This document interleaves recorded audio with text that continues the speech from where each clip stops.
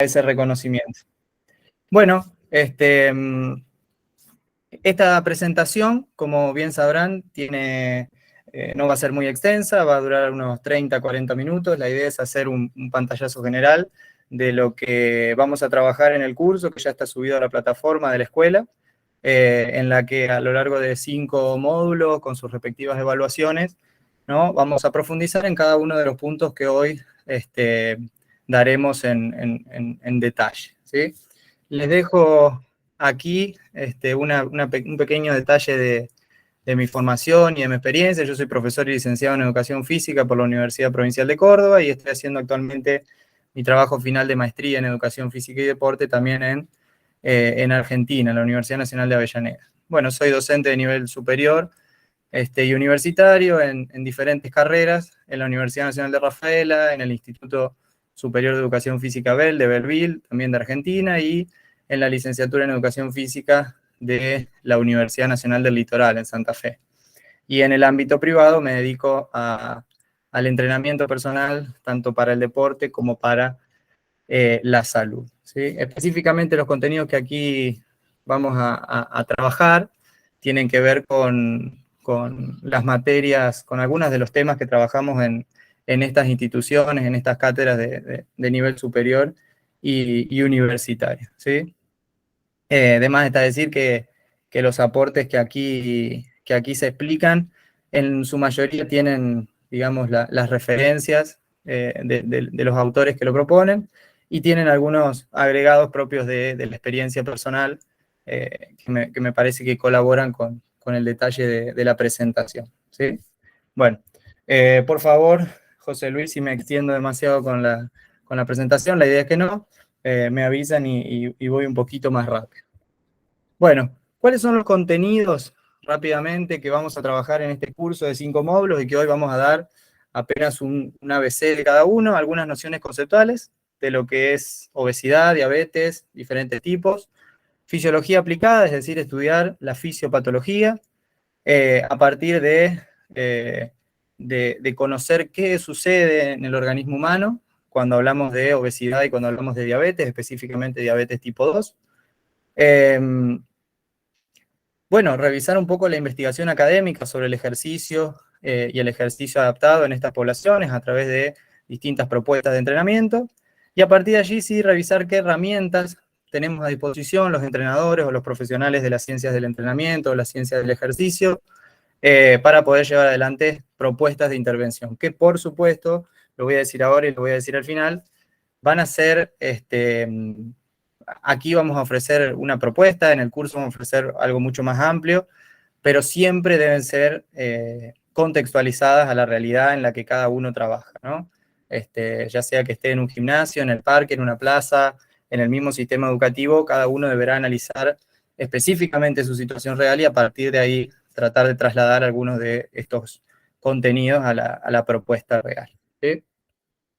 Bien, algunas aclaraciones iniciales a modo de introducción, con la que siempre me gusta comenzar las presentaciones, es decir que no debemos olvidarnos que trabajamos con personas, ¿sí? Que no trabajamos ni con obesos ni con diabéticos, trabajamos con personas que sí tienen una condición orgánica metabólica que se cataloga en la academia con un concepto estandarizado, en este caso obesidad y diabetes, pero nunca debemos olvidarnos que, al fin y al cabo, son personas, ¿no?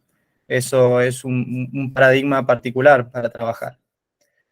En segundo lugar, por más que a veces parezca que es algo ajeno a la educación física o el entrenamiento, yo creo que es realmente necesario conocer, tal vez no en una profundidad demasiado excesiva, pero sí al menos básicamente nociones referidas a la fisiología del ejercicio y a la fisiología relacionada con la patología en sí, o lo que vamos a decir la fisiopatología, ¿sí?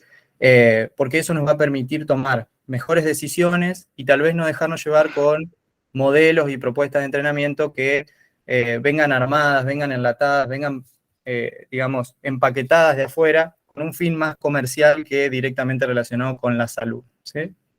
Y por último, trabajo de campo. No olvidarnos de que la metodología de trabajo y la prescripción del ejercicio adaptado, en fin, en nuestro día a día, en los escenarios de trabajo donde nos desempeñamos, son en realidad los más importantes recursos. Es decir, tampoco conocer al pie de la letra la fisiología de la patología nos va a servir si no podemos luego prescribir entrenamiento adaptado, ¿sí? Entonces, bueno, estas aclaraciones iniciales como punto de partida para así ya empezar a meternos de lleno en los contenidos que nos convocan hoy, ¿sí? Bien, este título es bastante trabajado en la actualidad. Nosotros venimos de 1, 2, 3 años, de acuerdo al país y a las decisiones que se fueron tomando, pero sí un tiempo prolongado de hablar de la palabra pandemia, ¿sí? La pandemia por COVID-19 fue digamos, un suceso, digamos, único, fue un suceso trascendental en la vida de todo el mundo, pero digamos, la palabra pandemia hace mucho que se viene trabajando, y en el caso de la obesidad, es una pandemia, digamos, naturalizada. Es decir, se ha vuelto normal, y como normal, digamos, se ha dejado de hablar de ella, ¿no? Y la obesidad es una de las pandemias que hoy por hoy se relaciona con múltiples riesgos y afecciones a la salud, como pueden ver ahí en la pirámide, afecciones al sistema cardiovascular, cardiopatías, hipertensión, aterosclerosis, ¿sí? Patología metabólica, como vamos a estudiar hoy, la diabetes, otros trastornos endocrino-metabólicos, enfermedades respiratorias, cáncer, ¿sí? Eh, es una gran problemática que tiene la población mundial, ¿sí? De todas las razas, de todas las etnias, todas las culturas, eh, y que es causada principalmente por el estilo de vida que llevan las personas desde hace 100, 200, 300 años, con el sedentarismo, la falta de actividad física, la falta de sueño profundo en calidad y en cantidad, el consumo excesivo de medicaciones, el estrés de la vida diaria, la sociedad de consumo, ¿sí? Hacen que hoy un gran porcentaje de la población tenga sobrepeso, y un enorme porcentaje de la población tenga obesidad, ¿sí? Y entonces lo que vamos a estudiar nosotros son las grandes consecuencias que tiene la obesidad para el organismo humano, afectando no solamente desde un punto de vista estético, es decir, de que una persona se vea mal. Digamos, nosotros estamos totalmente lejanos a ver eso de la obesidad, porque eso es una cuestión, digamos, muy diferente para cada quien, ¿no? Nosotros nos remitimos a ver que una persona con obesidad realmente pierde calidad de vida, ¿sí? Entonces, le cuesta realizar las tareas de su vida diaria, laboral, tiene trastornos del sueño, trastornos psicológicos, de estados de ánimo en las relaciones sociales. O sea, realmente es una situación muy compleja y grave, por la cual nosotros, profesionales del ejercicio, profesionales de la educación física, debemos ser conscientes y debemos ser sensibles a ella, ¿no?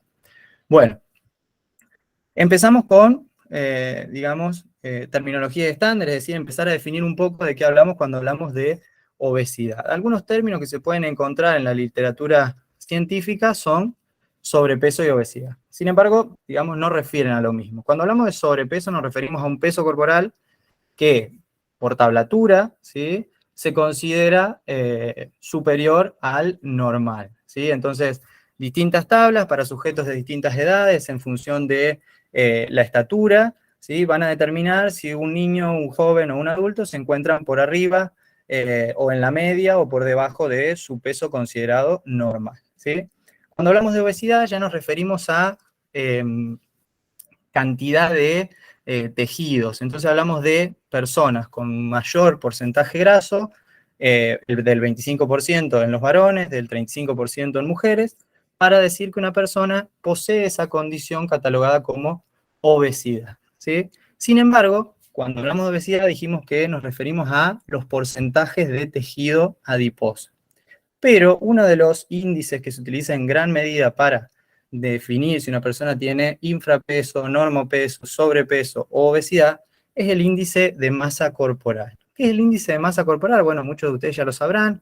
Es un índice que se determina dividiendo el peso en kilogramos por la estatura en metros elevada al cuadrado, ¿sí? Ese número, ¿sí?, que se obtiene se correlaciona con una tablatura que ahora la vamos a ver, y a partir de allí se determina si la persona tiene menor peso normal, o sea, infrapeso, es normapeso, o supera el peso considerado normal, ¿sí? Fíjense, esta es una tabla con los distintos percentiles, por ejemplo, para niños de 5 a 10 años, donde se busca la edad en meses o años y se correlaciona hacia arriba con el peso considerado normal. En un percentil 50, voy a poner el puntero láser para poder mostrarlo. ¿Ven? Por ejemplo, entonces toman una edad, acá, en este eje, y su vida para arriba lo pueden correlacionar con un determinado peso, ¿sí? Y acá tenemos los percentiles 50, 3 mínimo y 97 máximo. A partir de aquí estaría toda la distribución de los pesos en la sociedad. Esto sería lo más cercano al peso considerado normal, ¿sí? Estas tablaturas muchas veces responden a, digamos, análisis por lugares. Entonces estos son patrones de crecimiento de la OMS para Argentina, por ejemplo, y pueden ser diferentes en distintas regiones del mundo. ¿Sí? Son muy utilizadas, por ejemplo, en el ámbito de la pediatría. Pero, digamos, requieren de tener la información y por ahí son un poco más complicadas de revisar y no nos otorgan en realidad un dato exacto de la cantidad de masa grasa o masa muscular que tiene esa persona. Lo mismo sucede con el IMC o el índice de masa corporal. Ese número que se obtenía, ¿sí? De acuerdo a estos rangos que se marcan aquí, uno puede determinar si tiene bajo peso, un peso ideal o normal, sobrepeso o obesidad. Ahora bien, analicemos esto. Fíjense, dos personas, ¿sí? Que pesan lo mismo, que su altura es la misma, ¿sí? Por lo tanto el índice de masa corporal les va a dar igual. Ahora, si nosotros vemos las figuras de estas personas, podemos rápidamente dar cuenta que la composición corporal de ese sujeto es totalmente distinta. Por eso, quería hacer salvedad en este punto, el índice de masa corporal, digamos, no nos da un real valor de la cantidad de tejido adiposo y muscular que poseen las personas y por lo tanto no sería un indicador, digamos, válido para determinar si una persona tiene sobrepeso u obesidad. Muchas veces en las escuelas, en los clubes o en centros médicos se utiliza este indicador para decirle a niños, adolescentes, jóvenes que tienen, cómo están en relación a su peso, y muchas veces se les dice, no, mirá, tenés sobrepeso, tenés obesidad, y en realidad son sujetos que tienen una mayor cantidad de tejido muscular, ¿sí? Entonces, tener cuidado con estas cuestiones, porque no nos dan un real dato de cómo es la composición de esa persona, ¿sí?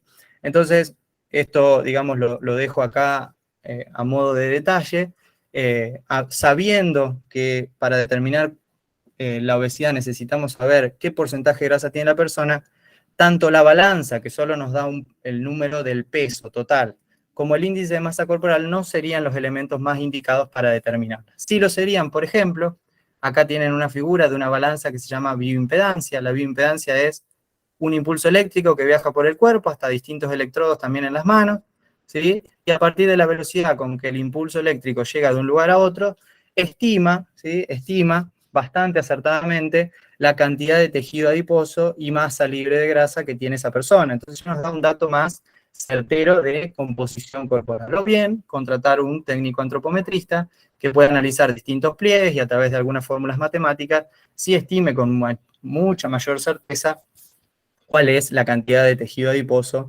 que posee esa persona, ¿sí? Bien. Cuando nosotros, habiendo hecho este detalle conceptual de qué es la obesidad y cómo podríamos determinarla, mucha investigación de la que ustedes pueden encontrar en la literatura académica se encarga de pensar cómo una persona llega a un estado de obesidad, ¿sí?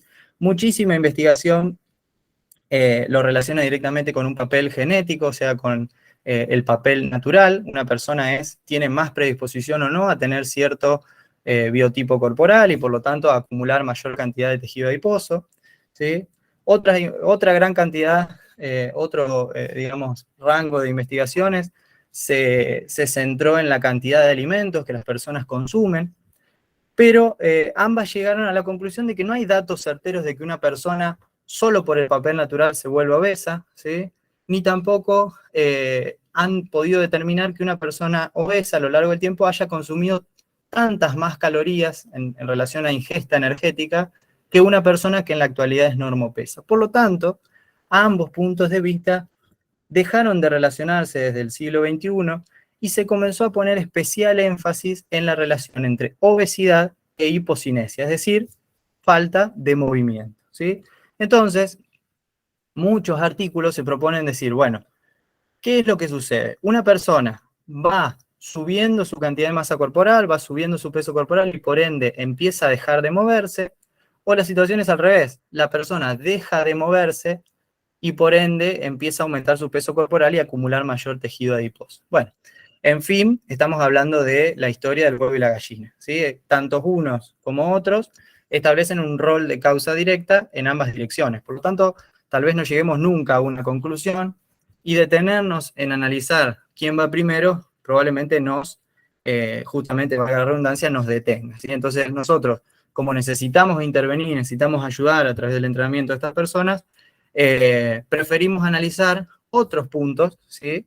A partir de la investigación académica que pueden llevar a una persona al estado de obesidad, ¿sí? Y esta situación en la literatura la vamos a encontrar como el contexto, ¿sí? Es decir, vamos a pensar que la obesidad, ¿sí? Y la relación con la cantidad de actividad física tienen una relación directa con el peso, tienen una relación directa con el contexto en el cual viven, ¿sí? Si nosotros analizamos la literatura, yo acá les dejo un pequeño detalle de algunos trabajos.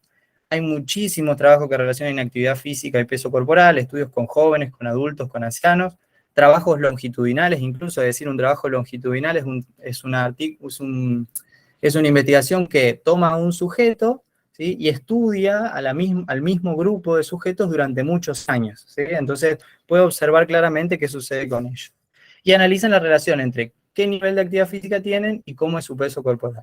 La mayoría dice, mientras menos actividad física realizan, van aumentando directamente su peso corporal, y al mismo tiempo, quienes más actividad física realizan van descendiendo su peso corporal.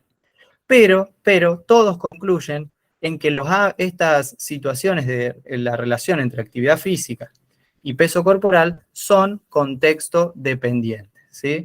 Yo acá les dejo un detalle de un libro de Matsudo y Matsudo que es, si bien tiene bastantes años, está en español, es muy, muy interesante, tiene un detalle muy completo de esta situación, y ellos llaman a esta relación entre hipocinesia y obesidad a la epidemia de la globesidad, ¿sí? Como factor de riesgo principal de otras afecciones, ¿sí? Y podemos sacar como conclusiones que hay 3 factores determinantes contextuales, ¿no? De que van a hacer que una persona vaya avanzando en su edad y al mismo tiempo llegando a un estado de obesidad.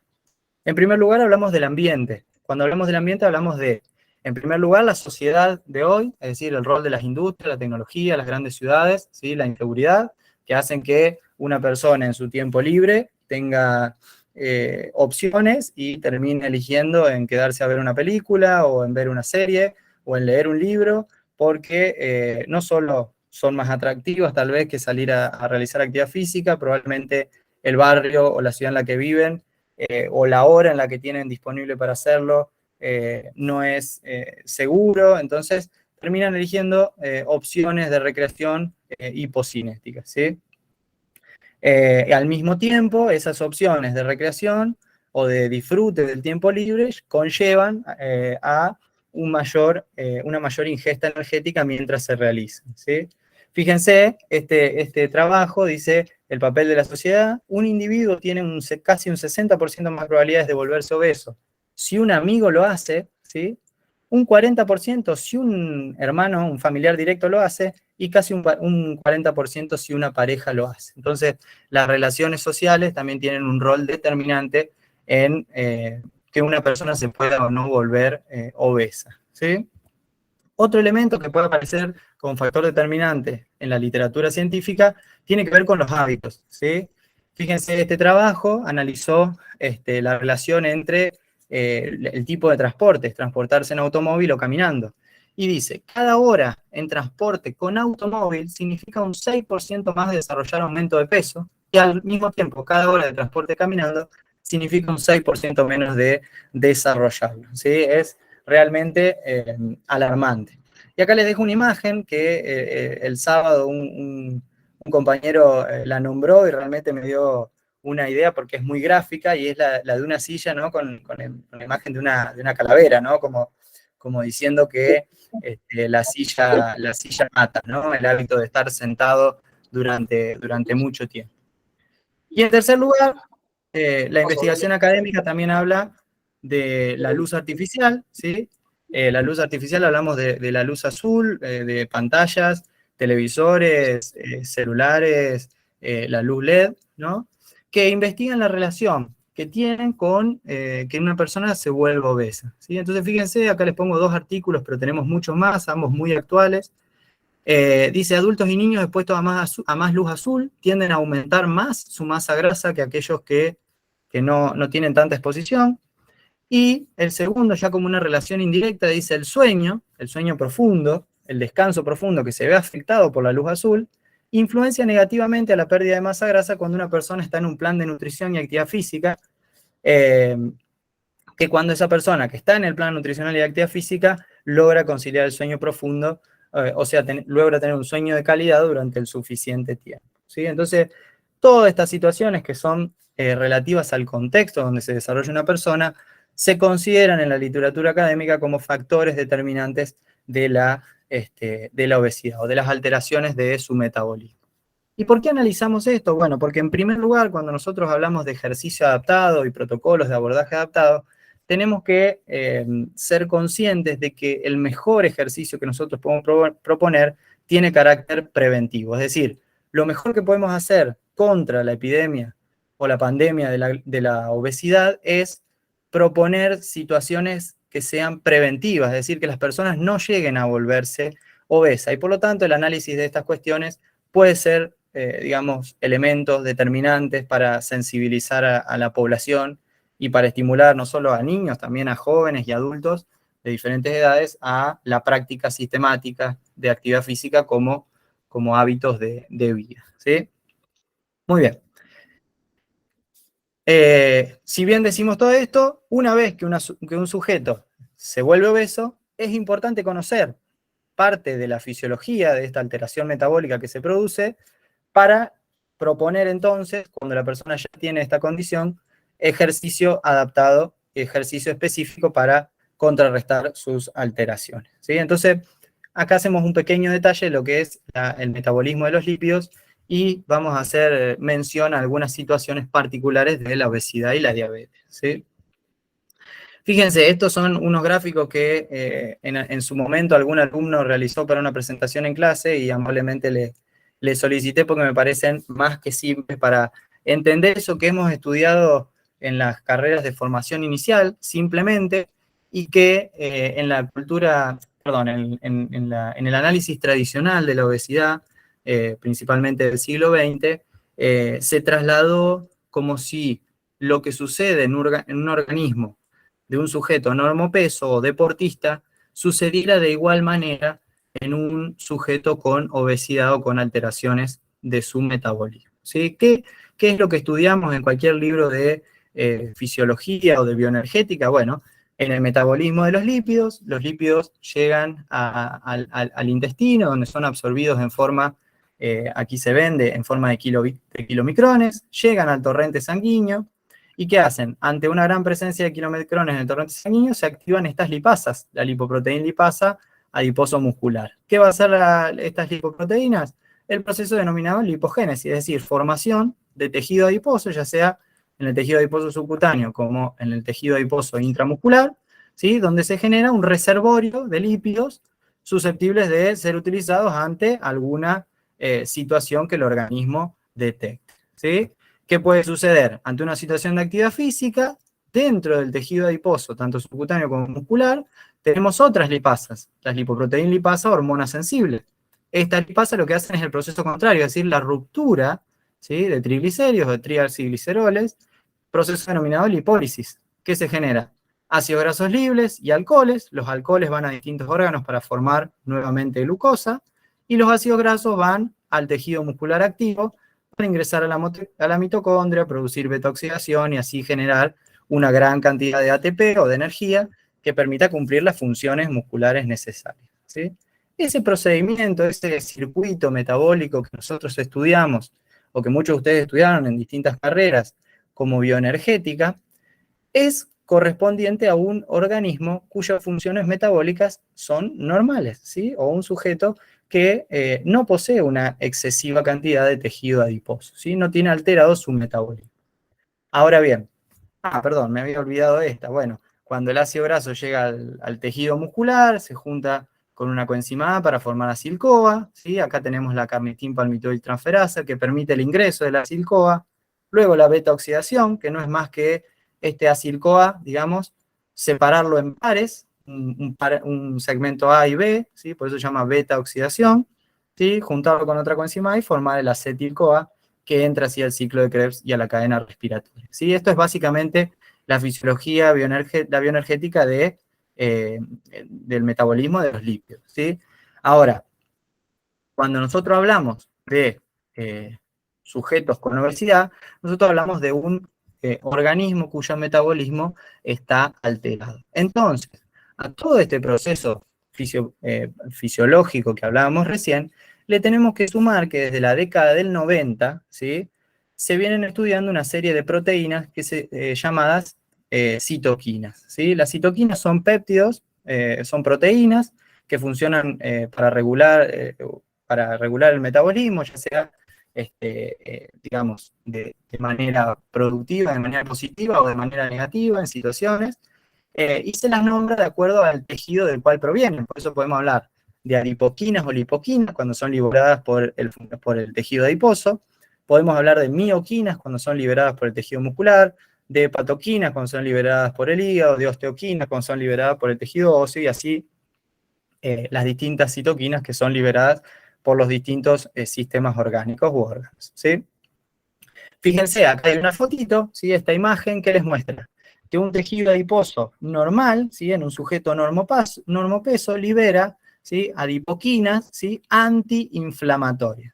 Ahora bien, cuando nos encontramos en una situación de un tejido adiposo, de un sujeto obeso, es decir, un tejido adiposo hipertrofiado, encontramos un adipocito que pierde su funcionamiento normal y libera adipoquinas proinflamatorias. Y ahora vamos a ver qué significa esto de proinflamatorias, ¿sí?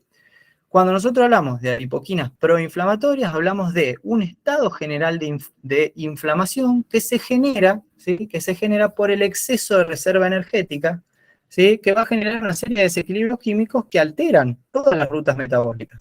En sujetos con obesidad esto sucede, ¿sí? Entonces se ve alterada la producción y la acción de las adipoquinas, que representa la pérdida del funcionamiento de los adipocitos y genera un estado general de inflamación. ¿Cómo se llama este estado? Se llama lipotoxicidad, ¿sí? Acá hay algunas de las adipoquinas que se liberan en un tejido adiposo, ¿sí?, de un sujeto obeso, ¿sí?, que lo que generan es principalmente insuficiencia lipogénica, es decir, pierde funcionamiento normal el tejido adiposo, que se liberan adipoquinas inflamatorias. Se genera un estado general de lipotoxicidad.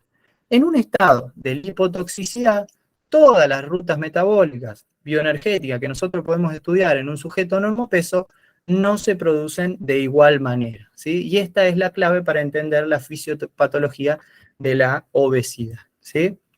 Entonces, al mismo tiempo, esta situación nos permite relacionar a un estado general de inflamación, producto de un tejido adiposo obeso, que se relaciona con otras patologías. En este caso nosotros vamos a estudiar la diabetes, pero también enfermedades cardiovasculares, cáncer y otras, ¿sí?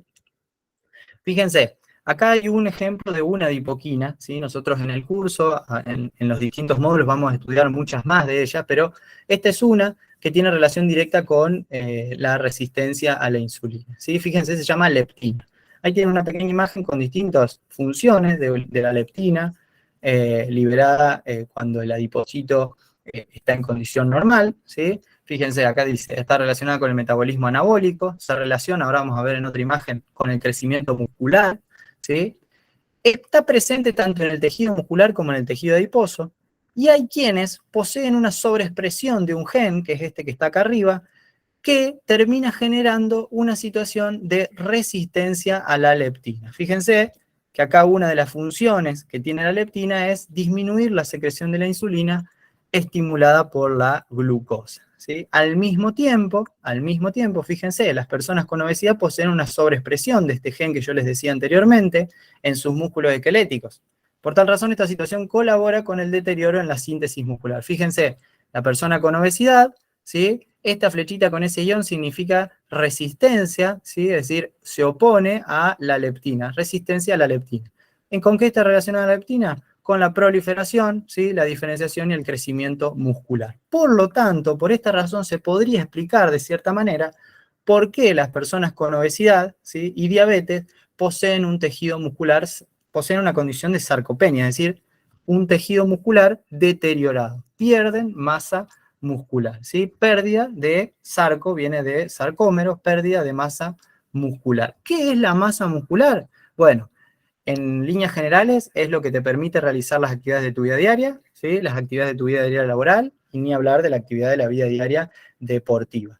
Pero además, en términos de metabolismo de la glucosa, el tejido muscular es el lugar, perdón, del metabolismo bioenergético, el tejido muscular es el lugar donde tanto el ácido graso en la mitocondria como la glucosa, ¿sí? Ya sea en mitocondria o en citosol, va a ser oxidada para producir energía. Por lo tanto, aquí tenemos una de las razones por lo cual la persona con obesidad, ¿sí? No solamente le cuesta metabolizar glucosa, sino también le cuesta mucho metabolizar ácidos grasos, ¿sí? Por eso hay un profesor que dice, repite mucho esta frase y dice, no baja de peso el que quiere, sino el que puede. Es decir, que tiene una condición orgánica que le permita, ¿sí? Por medio del ejercicio, metabolizar ácidos grasos, ¿sí?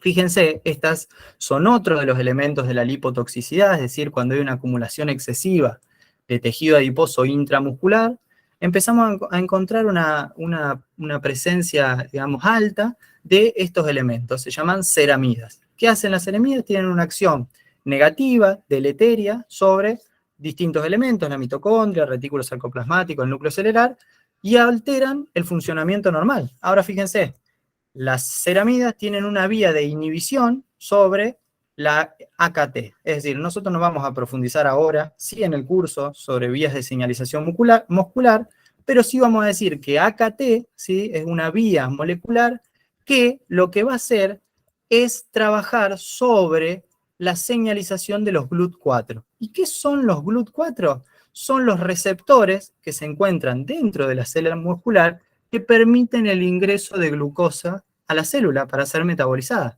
Por lo tanto, la presencia alta de ceramías inhibe, ¿sí? AKT, que al mismo tiempo se encarga de señalizar GLUT4, y por lo tanto la llegada de estos a la membrana celular para que ingrese glucosa va a estar debilitada, ¿sí? Por lo tanto, tenemos otra razón más para asociar a obesidad, ¿sí? A obesidad y diabetes tipo 2. Ahora vamos a analizar un poquito más de diabetes tipo 2. Pero además, fíjense acá abajo, dice inhibición de CPT1 o carnitin palmitoil-transferasa 1. ¿Qué es la carnitin palmitoil-transferasa 1? Es la que llamamos habitualmente carnitina, es decir, ese agente encargado de ingresar el acil-CoA, ¿sí? El ácido graso más la coenzima A, dentro del interior mitocondrial para que se produzca beta-oxidación. Al inhibir esta, también va a estar deteriorada el metabolismo de los ácidos grasos, ¿sí? Entonces, razones más que esenciales para entender por qué un sujeto con obesidad, ¿sí? Primero tiene una asociación directa con la aparición de diabetes tipo 2 o de resistencia a la insulina, y además le cuesta muchísimo, ¿sí? Por esta situación, metabolizar ácidos grasos, ¿sí? Entonces decimos, asociación con otras patologías, nos vamos a centrar en patología metabólica directamente relacionada a la diabetes. ¿Qué es la diabetes en términos conceptuales? Es un trastorno del metabolismo de los hidratos de carbono, caracterizado por altos niveles de azúcar en sangre y presencia de azúcar en orina, ¿sí? Puede ser de tipo 1, tipo 2, de acuerdo a la situación que lleva a esta patología. Nosotros en este caso, en el curso vamos a hablar de las dos, pero en este caso vamos a hablar de la diabetes tipo 2, ¿sí? Esta diabetes tipo 2 es una situación en la que hay resistencia a la insulina, ¿sí? o se puede llamar insulinoresistencia. Es el 90 o 95% de los casos son diabetes de este tipo, ¿sí? Y lo más importante es que con el tratamiento adecuado puede llegar a la cura definitiva. ¿Cuál es el tratamiento adecuado? Un tratamiento combinado entre un plan nutricional individualizado, por supuesto, y un protocolo de entrenamiento físico adaptado, ¿sí? Esto es más que importante porque realmente somos imprescindibles en el tratamiento de estas alteraciones y tiene mucho valor nuestro trabajo. Bueno, entonces, como decíamos, para volver a la fisiopatología, los sujetos con obesidad tienen menor respuesta a la insulina, están en un estado lipotóxico y la presencia de ceramidas, como decíamos anteriormente, va a generar no solo inhibición de GLUT4, sino también de carnitina para el metabolismo de los ácidos grasos, ¿sí? Bueno, entonces, a modo de cierre de este pequeño apartado decimos, el tejido muscular en patologías metabólicas sufre las consecuencias del estado de inflamación crónica producido por la gran cantidad de adipoquinas proinflamatorias producidas por un tejido adiposo, digamos, afuncional, ¿sí? Entonces, obesidad y diabetes van a traer aparejados sarcopenia, pérdida de masa muscular, que al mismo tiempo van a traer aparejado pérdida de, digamos, interés por participar de la actividad muscular, porque ya no hay entusiasmo por participar de actividad física, uno no se siente competente y además cualquier actividad con un pequeño gasto energético lleva a un estado de dolor muscular, de cansancio, de fatiga, que termina siendo un círculo vicioso en que una persona realmente decide alejarse lo más posible o evitar en mayor medida las actividades de tipo motriz o físicas, que en fin lo que van a hacer es un círculo vicioso, van a llevar a un estado mayor de inflamación y a un estado de mayor acumulación de tejido adiposo que va a perpetuar esta situación, ¿sí? Entonces, el protocolo de abordaje adaptado debe considerar todo esto que nosotros venimos hablando desde el inicio de esta breve presentación, ¿sí? El abordaje adaptado debe ser, en primer lugar, al mismo tiempo que lo de la enfermedad, un abordaje multifactorial, ¿sí? Desde diversas áreas profesionales. Cada uno lo hará en su campo de trabajo. La nutrición tendrá su profesional, la medicina lo mismo, la psicología lo mismo, y nosotros lo haremos desde el entrenamiento físico adaptado, ¿sí? O desde el ejercicio físico adaptado.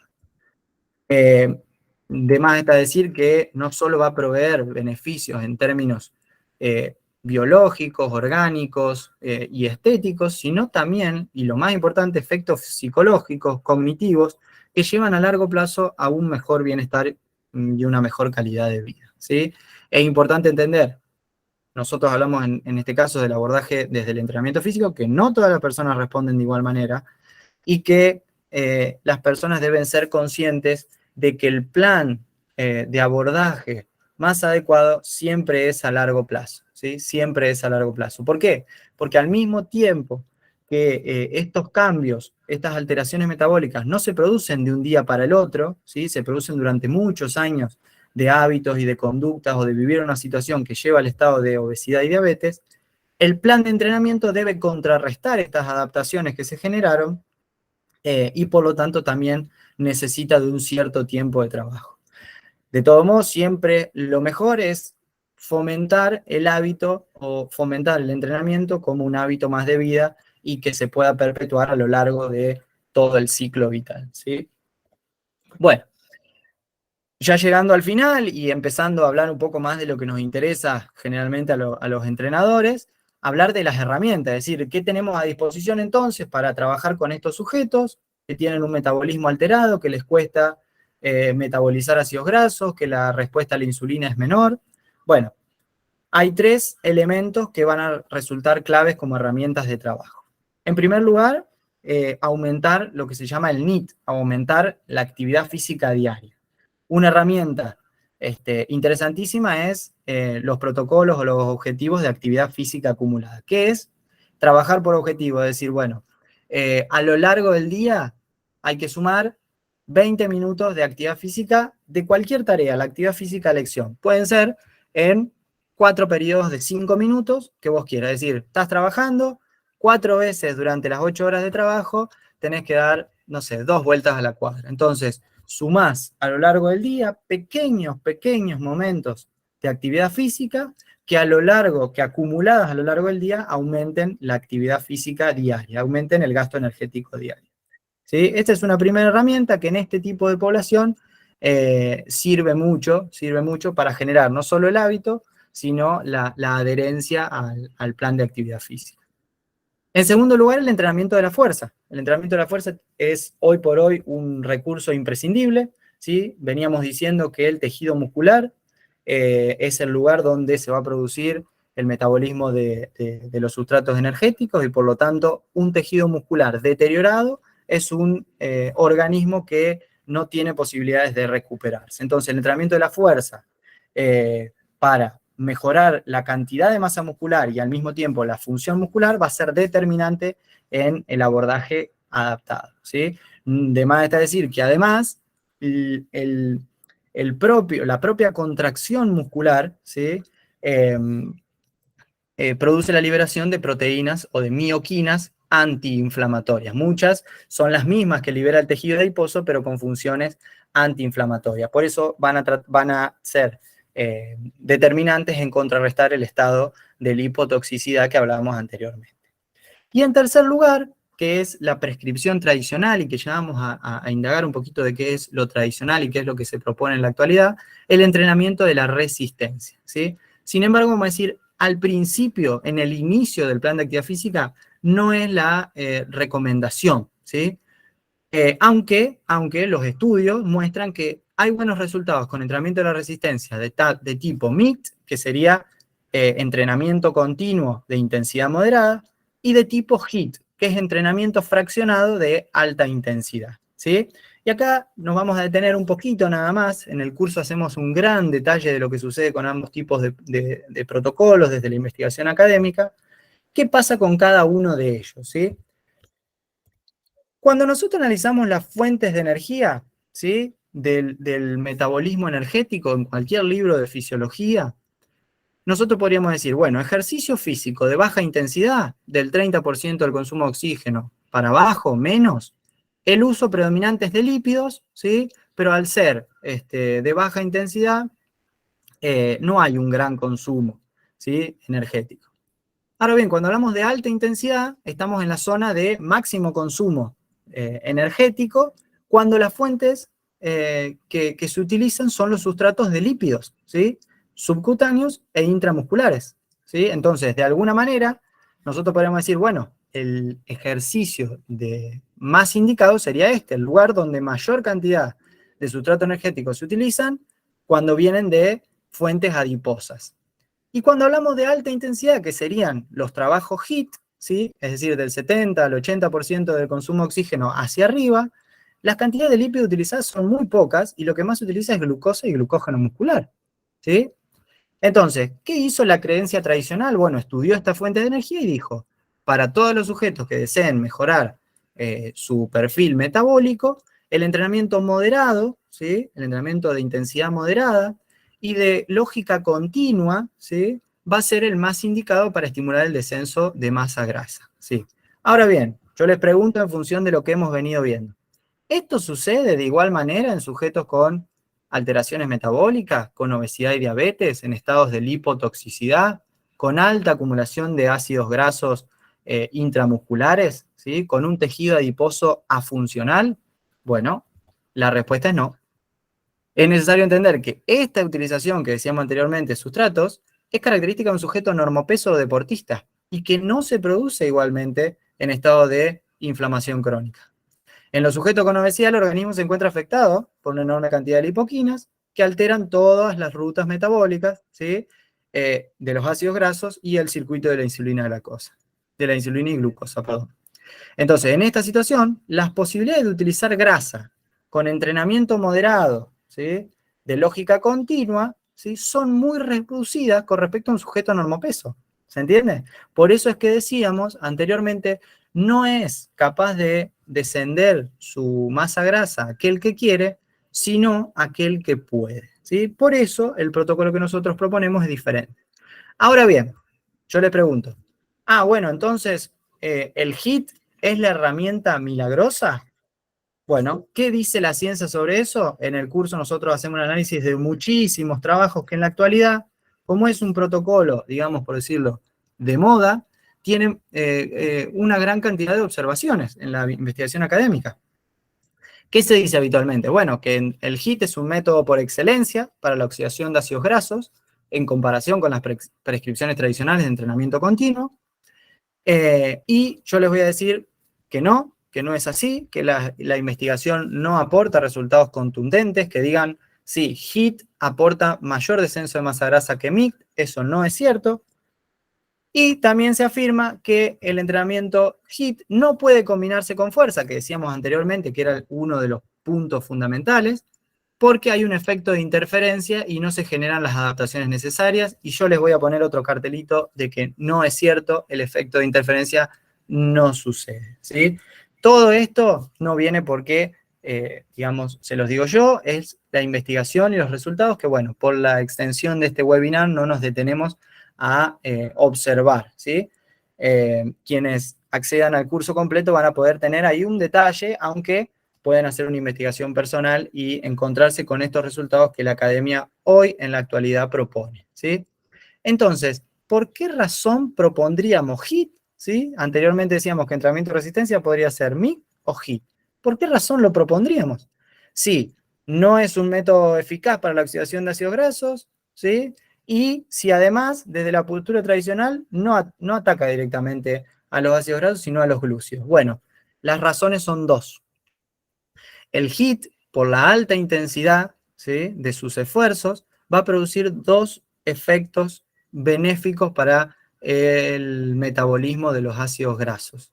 Uno es la creación de mayores vasos sanguíneos, es decir, lo que se llama angiogénesis, es decir, la formación de una red capilar mucho más amplia, capaz de transportar con mayor facilidad el producto de la lipólisis, que son los ácidos grasos libres, y además va a producir lo que se llama biogénesis mitocondrial, es decir, la creación de nuevos sitios donde esos ácidos grasos que van a llegar con mayor facilidad al músculo esquelético van a ser oxidados luego de la beta oxidación y ingresando al ciclo de Krebs y a la cadena de electrones. Por eso el HIIT tiene un, digamos, verdadero valor y es ajustado, es necesario en un protocolo de entrenamiento adaptado en personas con alteraciones metabólicas cuando hablamos de obesidad y de diabetes, ¿sí? Entonces, ya llegando al cierre de este trabajo, vamos a hacer un pequeño detalle, lo que sería una propuesta de planificación del entrenamiento adaptado, ¿sí? Del entrenamiento físico. Lo vamos a plantear en una serie de tres fases. Tres fases de la primera y la segunda de aproximadamente 6 meses, y luego una tercera fase que ya empiece a integrar estímulos y se perpetúa a lo largo del tiempo, ¿sí? Desde más está decir que cada uno hará el análisis de la persona con la que trabaja o del grupo con el que trabaja, de la situación, el contexto en el cual se desempeña, y a partir de ahí adaptará estos principios orientadores, ¿sí? Entonces, vayamos desde el principio. Fase 1, le vamos a decir, digamos, por ponerle un nombre a esta fase, un periodo de limpieza o periodo de musculación, ¿sí? ¿Cuáles son los fundamentos de este primer periodo? Bueno, en primer lugar, volvemos a decir, atender al inicio del trabajo, el proceso directamente oxidativo, es decir, trabajar sobre la zona de máximo situación de ácidos grasos en un sujeto con obesidad, es una utopía, ¿sí? Sería algo milagroso, pero que no va a pasar. Pero sí, lo que puede llegar a pasar es atender directamente al proceso de generación de masa y función muscular, es decir, atender directamente al proceso sarcopénico, ¿sí?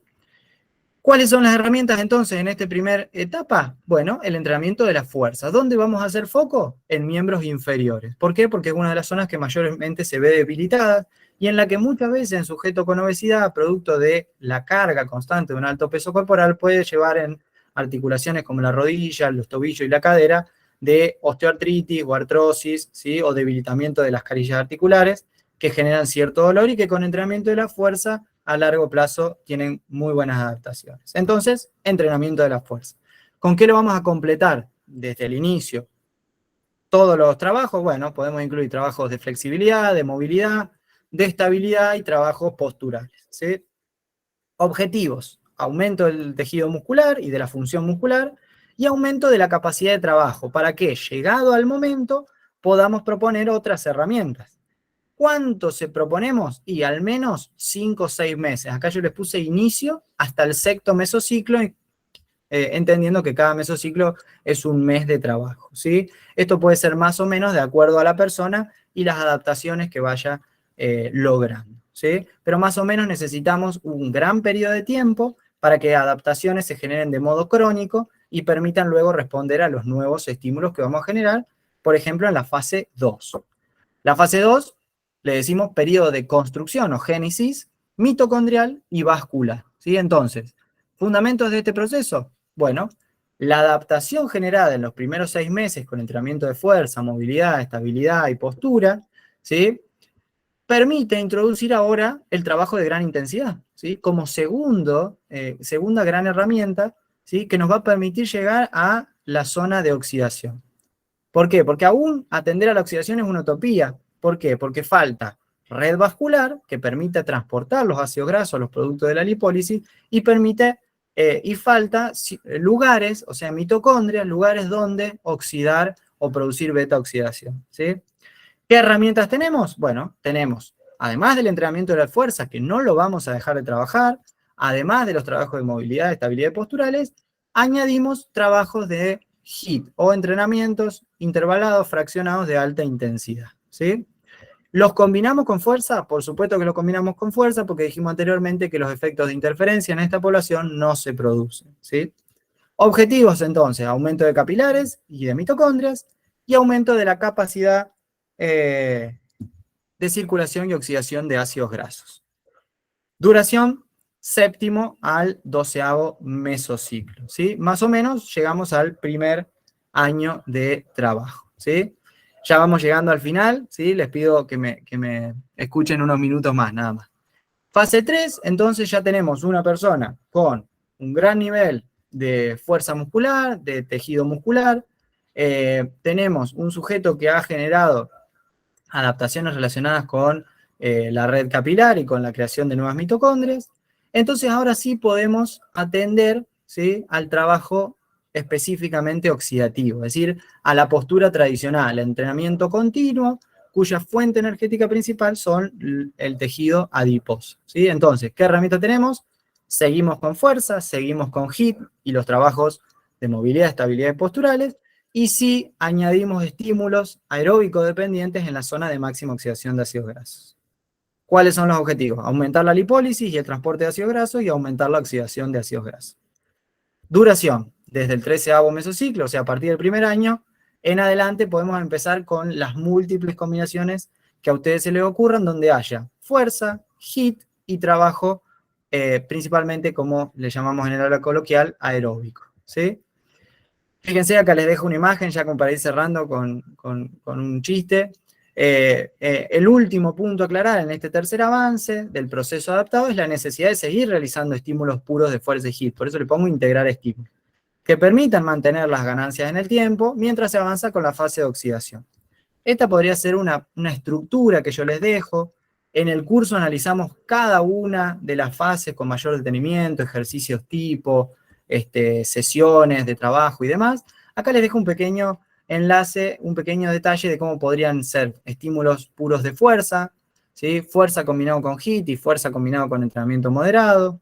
Luego acá ya vamos haciendo diferentes combinaciones al correr de las semanas y vamos llegando a nuevas combinaciones donde hay muchísimo más tiempo de trabajo directamente oxidativo. ¿Qué es lo que yo les vuelvo a decir? Este momento final, mesociclo 17 al 18, es la propuesta, más allá del HIIT, que tal vez no era de la propuesta tradicional, esto es lo que se prescribía anteriormente. Un 40% de fuerza y un 60% de entrenamiento moderado, ¿sí? Pero que, como hemos analizado, la fisiopatología específica de la obesidad, el estado de la hipotoxicidad, no permite cumplir con los objetivos, ¿sí? A modo de cierre, y ya para terminar, no es menor explicar que estas guías no son más que eso, son propuestas orientadoras que, por medio del análisis de la ciencia, tratan de ser lo más acertadas para proponer ejercicios adaptados en personas con obesidad y diabetes tipo 2, ¿sí? De todos modos, es necesario que ustedes analicen sus pacientes, clientes, sus alumnos, las personas con las que trabajan, sean cautelosos con los ejemplos y los tomen como principio de trabajo, siempre adaptando a sus contextos particulares, ¿sí? Bueno, ahora sí, doy por cerrado. Fue un placer para mí haber hecho esta presentación. Dejamos un momento para preguntas y le dejo este cartelito a seguir estudiando porque realmente es un tema apasionante y del cual podemos pasar, profundizar muchísimo, muchísimo más, ¿sí? Así que, bueno, les digo muchas gracias por la atención y les dejo ahí mi contacto por si se quieren comunicar conmigo, ¿sí? José Luis, no sé si estás por ahí, si hay preguntas.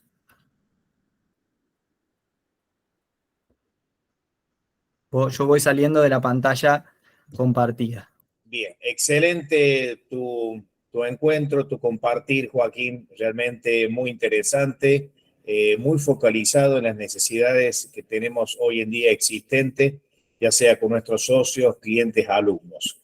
Recordemos de que el futuro es que se incrementan todas estas patologías de obesidad y diabetes, no sé a dónde iremos a parar, y para lo que todos están entrenando, estamos trabajando, que nuestro espacio laboral, tenemos un mercado muy amplio para ejecutarlo, ya sea para los niños, para los jóvenes, los adultos y sobre todo también para los ancianos frágiles.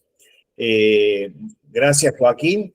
Y les quiero comentar lo siguiente, como han ido ingresando personas a lo largo de este encuentro, que la certificación, aquellas personas que se han anotado, que ya han enviado sus datos personales, han realizado la gestión de pago, se le va a enviar este video también adjunto a la certificación, como así también el libro que le había comentado recién Joaquín de Matsudo, o bien algún otro libro relacionado a la actividad física y las patologías. Este curso de ejercicio físico con patologías metabólicas, ustedes van a ver en la página de la escuela que son 5 módulos y al finalizar de cada módulo hay preguntas que responder. Amén de que van a tener con el profesor coordinar encuentros para que lo vayan sacando sus inquietudes. ¿Qué es lo que quiero decirle a estas 50 personas que ingresaron el día de hoy? Normalmente en la escuela, la persona cuando se anota a uno, se le da la posibilidad que como está la situación económica mundial y latinoamericana y en algunos países mucho más, damos la posibilidad de que se anota uno y puede sumar a un colega. ¿Para qué? Para que entre los dos puedan llegar a abonar el curso. A este grupo únicamente, el grupo que está de WhatsApp, grupo 1 y grupo 2, se le va a dar la posibilidad de que haya 3 personas que abonando uno lo pueden hacer 3. Es decir, que le va a salir, en vez de $60, le va a salir $20 para los que son de afuera de Argentina, y para Argentina está en 15.000 pesos argentinos. Yo esto lo voy a coordinar después por el grupo. Me pareció muy interesante y lo importante de todo esto es que quiero después un feedback que ustedes me escriban al WhatsApp de la escuela qué vieron de este encuentro, qué dudas les quedó, qué críticas, porque sobre la base de los errores se hacen los aciertos del futuro. Entonces, a mí me encanta siempre escuchar críticas, por más de que duelan, pero es la única forma de ir modificándonos a todos como docentes, como educadores, que tenemos alumnos, socios, clientes, que por lo general no nos gustan que nos digan nuestros errores. Pero de eso, digamos que vivimos. Si nosotros no mantenemos no satisfechos, sino fidelizados a nuestros socios, clientes, alumnos, nos dejan. Entonces, les pido por favor que por privado puedan realizar alguna observación de este encuentro para que vayamos corrigiendo para los próximos. ¿Qué más? El curso, la evaluación de la conferencia, como le acabo de decir. Y bueno, como le dije, que son 5 módulos. Si Joaquín, yo lo vi que se había copado mucho con el encuentro, excelente. No, Todo bárbaro, porque creo que el grupo le ha sumado toda esta participación que has tenido de compartir los conocimientos y las vivencias que vos tienes a través de estos años y el estudio acabado que tenés en la facultad. Así que creo, yo por lo menos quedé muy satisfecho. Así que algunas preguntas que había, si alguien las quiere decir, adelante.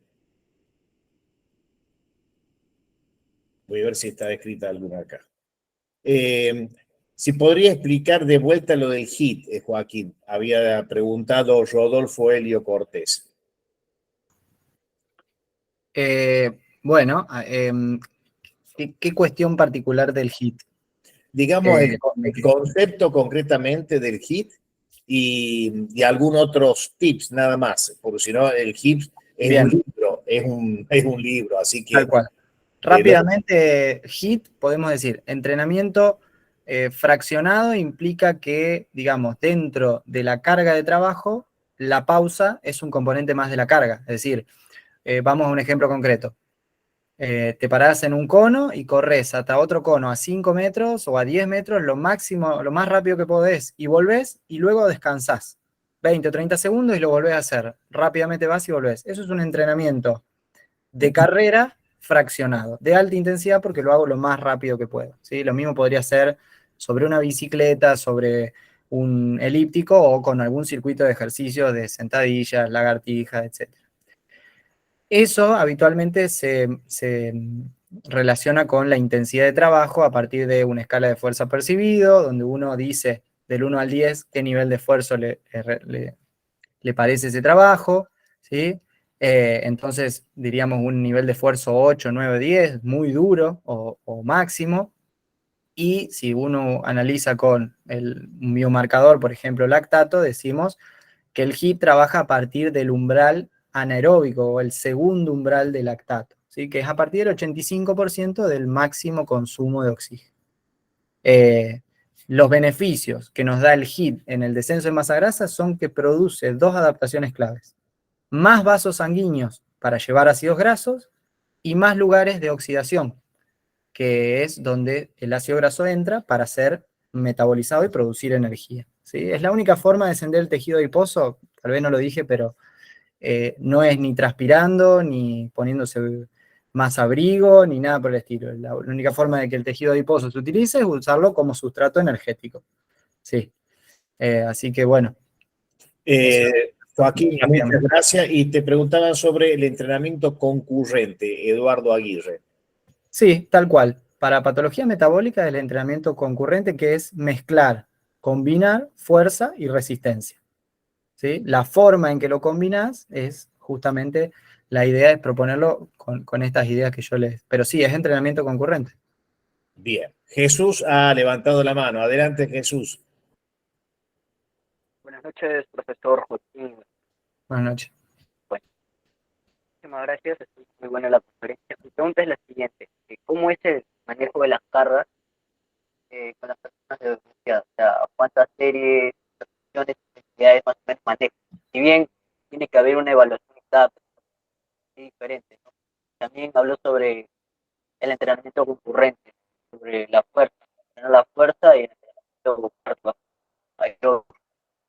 ¿Qué pelea en este caso hace el entrenamiento de fuerza y luego haciendo un entrenamiento de carga? Jesús, muy entrecortado lo tuyo. No sé si Joaquín no ha podido... Escuché al principio algo que me parece que preguntaste de cómo es la organización de las cargas, cuántas series, me parece que preguntó. Mirá. Así es. Bien. Bueno, sería bastante raro que digamos eso. La idea es organizar las cargas, si queremos que aumentar la masa muscular, organizar las cargas en función de ello, ¿sí? En el curso de la escuela... Ahí se cortó. Se nos fue Joaquín, parece. O yo no los escucho. Elisa lo escucha. La señal. Sí. Se fue la señal de Joaquín. Creo que nos abandonó, que se tiró del barco. Sí. Bueno. ¿Alguna otra inquietud? Sí, ahí se fue nomás. ¿Alguna otra inquietud, chicos? Bien, que me puedan decir. Ahí está, Joaquín, adelante, ¿qué estaba diciendo? Pensé que te Perdón. habías tirado el barco. No, justo se me cortó. No, estaba diciendo que cuando queremos las cargas, digamos, detallar las cargas en este momento sería muy largo, pero un trabajo para la hipertrofia muscular sería en la fase 1, ¿sí? 4, 5, 6 series, siempre va a ser dependiente de la persona, 8 a 15, 20 repeticiones, con una intensidad moderada, 60, 80% de la RM. Siempre vamos a andar en ese perfil, digamos, para la hipertrofia muscular.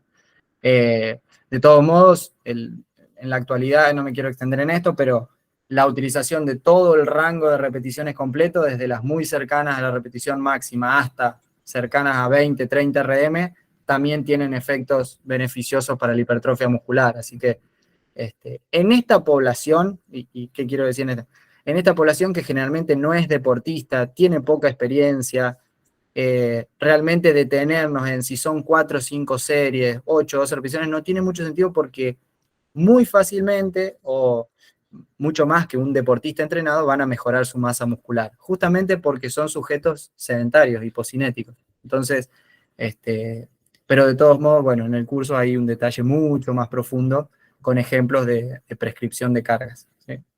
Walter Fernando había levantado la mano. ¿Se encuentra Walter? No. Sí o no. No. Bueno, chicos, chicas, muchísimas gracias por haberse sumado esta noche. Lo esperamos el domingo próximo a las 20 horas. No lo tengo aquí, pero ya se lo voy a subir al tema.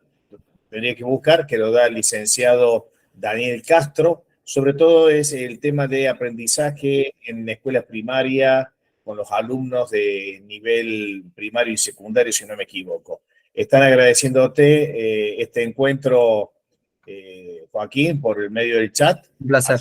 Así que cualquier cosita lo vas a poder ver. Bueno, más nada por acá, que pasen una feliz noche y que mucha fuerza y energía para emprender la semana que se nos avecina. Gracias nuevamente. Chau, chau a todos y a todas. Hasta luego, buenas noches.